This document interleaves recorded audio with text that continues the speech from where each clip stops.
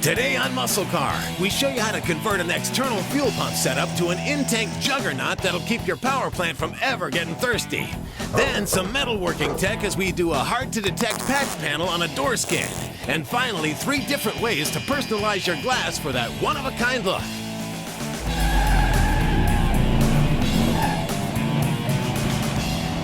Our 69 Hurst Oldsmobile Restomod car is making progress every day. If you remember, our intent was to keep the classic lines of the Hurst Oldsmobiles while trending towards a modern-day high-end muscle car. We're going to do that with the help of an Art Morrison GT Sport chassis, top-of-the-line foundation for our Oldsmobile build. Made to accept 64 to 72 Chevelle-style applications like our Olds, they can be built to accommodate the entire spectrum of GM motors. Mated to a Curry 9-inch rear axle, coil-over suspension all around, and tubular A-arms, this system is going to be a great start to our build.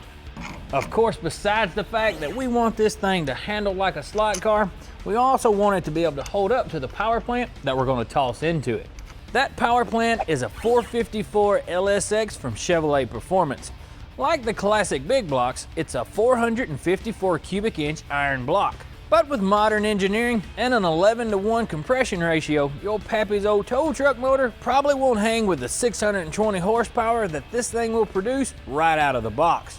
Of course, since that's the baseline number, there's a good amount of wiggle room to push your numbers even higher than that. One way we're going to make that happen is with this bad boy right here. This is a Carbon XR intake from Performance Design. One look at it and you can tell we're pretty serious about what we're going to do with the top end of our LSX. With the dimensions of 21 inches wide, over 20 inches long, and 10 inches high, this thing is going to make one heck of an impression. Anybody who opens the hood on this car is definitely going to go, whoa, because I'll tell you what, that's pretty much been the reaction around this place. But the good thing is, it's not just going to be another pretty face. Your throttle body choices on these units are dual 75mm, 87mm, or like these 90mm GM pieces, which were originally built for 5.3, 6.0, and 6.2 GM motors. Then the air travels through a set of 12.5-inch runners with a 2.75-inch bell mouth entrance diameter, which terminate directly at the intake valves. What's great is that there's a lot of power to be had here because the intake runners run almost straight down to the cylinders versus the stock manifolds, which can cause a lot of turbulence on their way down to the pistons. When the guys at Horsepower comboed our block up with this intake, they were quickly able to get another 30 ponies out of it. Performance Design, the makers of this intake, report that they've had increases of 50 horsepower or more. The fuel rails come directly from Performance Design as part of the system and get coupled to a set of LS7/LS3 style injectors. Well, we're going to get started on the fuel system of our old Cutlass today. And when we do, we're going to have one distinctive power plant underneath the hood and put out somewhere in the neighborhood of 650 horsepower. The foundation for our fuel system is going to be this. It's an RCI fuel cell that we got from Summit Racing. Now this thing's all aluminum and it comes with the common 90 ohm sender already installed. Now Summit Racing offers all types of fuel cells ranging from big to small, starting at 1 gallon and going up from there. This one's got a pickup port, return port, and a vent port. But the pickup port isn't going to see any action because we've got other plans for getting fuel out of there. To keep the go-go juicer flowing, we're going to use one of these. It's an Aeromotive A1000 fuel pump. Now this pump is utilized by the big 3 in their heavy hitter cars, like the Cobra Jets, the Copo Camaros, and the Drag Pack Mopars. Cool thing that Aeromotive has done is taken this awesome pump and adapted it so it can be installed easily in a universal fuel tank. This pump carries 90 psi and is capable of supporting 1,000 horsepower on a forced induction engine and 1,300 horsepower on naturally aspirated. With this setup, we'll never have to worry about getting enough fuel to that LSX. This pump is also available in kits to support high horsepower in high performance vehicles like Camaros, Mustangs, or Corvettes. So if you're in the market for something like this, it's something you'll want to check out. Still ahead, modifying a fuel cell for an internal pump and adding a baffle, plus a variety of glass etching methods for a custom look.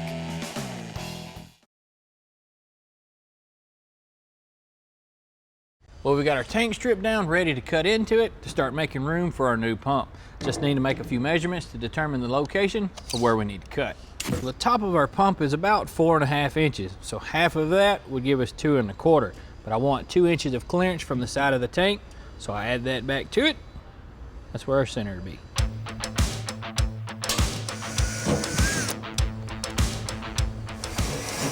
I'm going to try to keep the shavings cleaned off of the tank while I work. It's easier than vacuuming them from the inside if they fall in. Now I made a little mark on each side of it whenever it's pushed all the way to one side. That way I can find center. All you do is kind of balance out the distance between all 4 marks. Gives you a really close estimate of where it needs to be. Carefully mark each hole.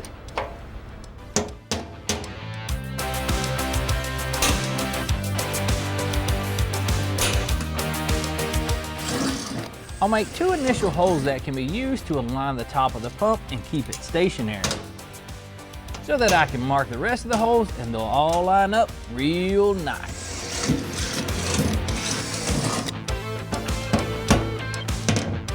I've got to also make the holes for the retaining rings fasteners.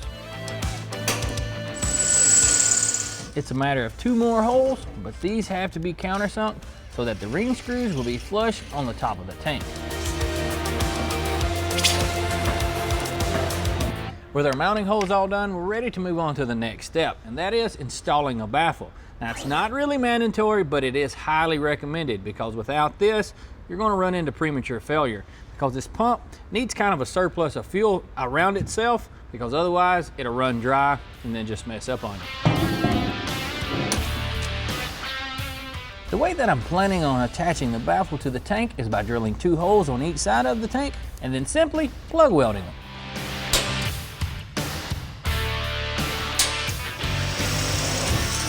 The baffle is going to sit about 2 inches away from the bottom of the pump. This will give us the recommended 8x8 size chamber for the baffled fuel supply to the pump.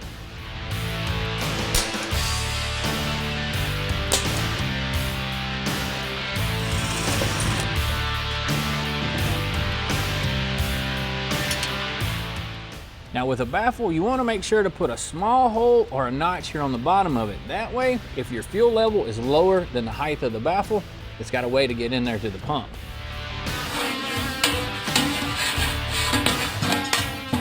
After the baffle is in, 4 quick plug welds with the TIG machine and she's all good. With our baffle welded in place and our tank cleaned out, we're just about ready to install our pump. But before we do that, we need to assemble our pickup. First thing you want to do is to measure from the top of the tank to the floor of the tank. You don't want it exactly on the bottom of it. You want to give yourself about 1/4 to 1/8 inch clearance. That puts us at 11 3/4.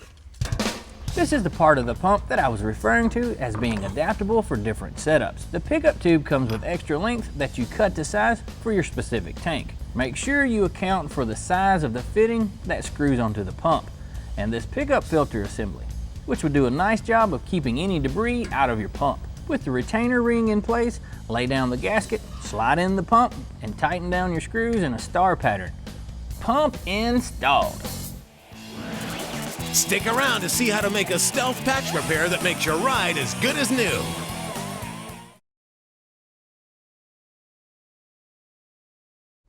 Welcome back, folks. We've moved over to the doors of our old Oldsmobile because I want to show you how to make a repair that's super common to these old muscle cars.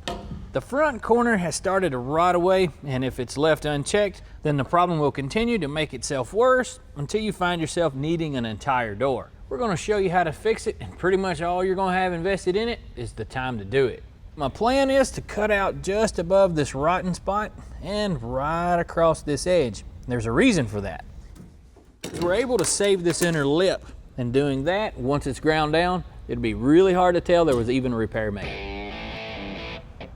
First, I'll eyeball the area that I want to cut out. This isn't an exact science. You're pretty much just looking to get rid of the ornery parts.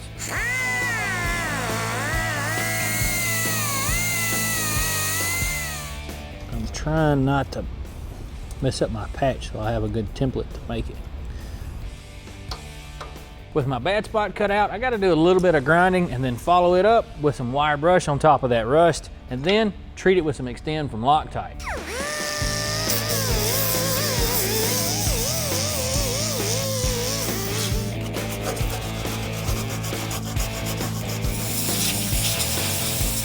This Extend will neutralize any corrosion and prevent problems later down the road.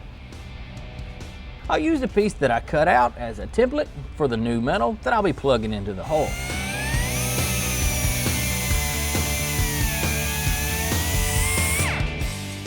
I'll do a little more fine tuning with a file to get it to a good fit. It's at least easier to keep file fitting this thing than to try to stretch it if it made it too small. This panel's got a little bit of a curve to it also, so I've got to do a little shaping with it.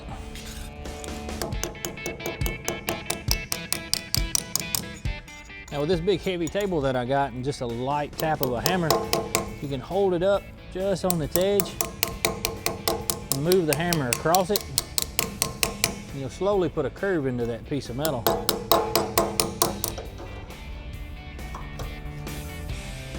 Getting closer. Need a little more curve in the middle of it.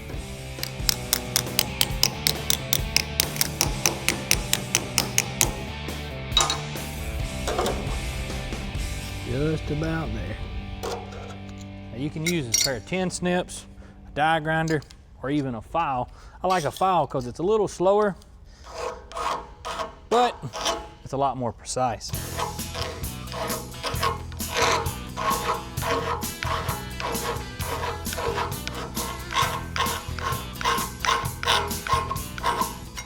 Now this type of joint that we're going to be doing is called a butt weld joint. And what that refers to is you're butting two pieces of metal together and you're welding around it. One thing that you want to keep in mind when you're doing something like this is you want to leave a little bit of room around the perimeter of your weld. Because if you don't, and your penetration of your welds are not really all that great, when you grind off all that weld, the patch will literally fall right out. For those of you that are starting to dip your toe into the world of welding, here's a little tip for you. Our Miller-Matic 210 has a chart here on the inside of the case that lets you know what your welding settings need to be for what you're welding. Based on the metal thickness, wire diameter, and inert gas being used, you can find a baseline setting for the power level and wire speed. Once you get a little bit of experience under your belt and kind of get a feel for your welder, you can tweak your settings to dial it in for the perfect weld.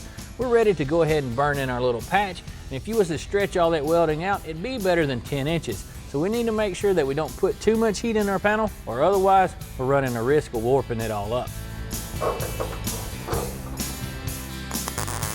Like we always say, don't sit there and run a bead in one spot, or you'll warp the metal into oblivion. Patience is a virtue. Move your tack around. Before you know it, you'll have a nice new patch panel in place. Grind the welds down nice and flat, and then she's ready for some plastic and some primer. Well, we managed to repair our door and at the same time save that stock pinch weld here on the bottom that we were talking about earlier. What that means is this door is going to look stock whether it's open or closed, with a little body work, of course. Ever think of taking up the hobby of glass etching? Well, there's money to be made if you know how to do it.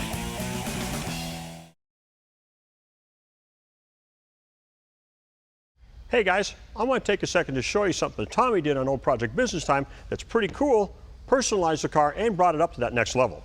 Tommy has etched these words into the passenger side mirror of the car. Instead of objects may be closer than they appear, it says objects will appear smaller during acceleration. Not only is that a one-of-a-kind addition to the car, it's just plain cool. But like many other things that we do, there's more than one way to achieve that result. So in a minute, we're going to show you guys 3 different ways to do glass etching, which are both affordable and simple.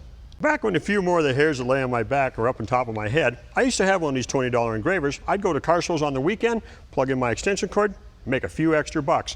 It's kind of become a lost art though, but every now and then I'll show up at a car show. It's kind of fun to see.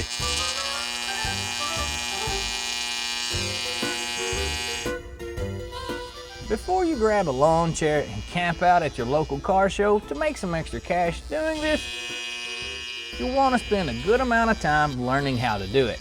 After all, this is kind of like getting a tattoo. Once you lay down the lines, there's really no going back. And if you booger up somebody's window on their Rambler, they might be giving you the business. And not the good kind, if you know what I mean.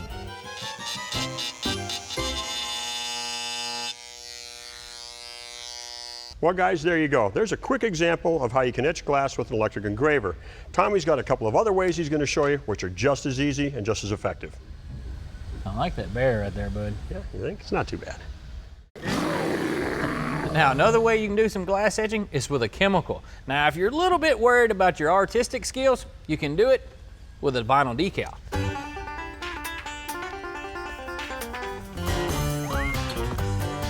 This stuff might be kind of hard to find at the parts stores, but you can for sure get it at one of them flowery hobby stores with the plastic birds and the wicker buckets. Brush it on and let it do its job. The heavier you apply it, the greater the effect.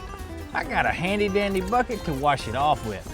The regular kind, not the wicker kind. But make sure to wear some gloves and eye protection because it's a caustic material after all. Well, that's the way to do it if you wanted to use the chemical, but we've got one more way to show you.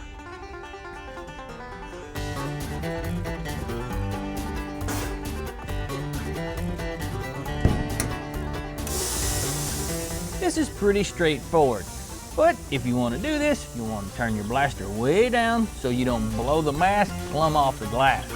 Well, there you go. We showed you a few different ways to etch glass, and all three have a different effect, so depending on what you're going after, it's the one you need to go with. The sandblasting and the chemical are definitely the ones to use if you're looking for uniformity, such as doing lettering and bannering. I prefer the glass etching done with the electric engraver for one-off items that are more artistic.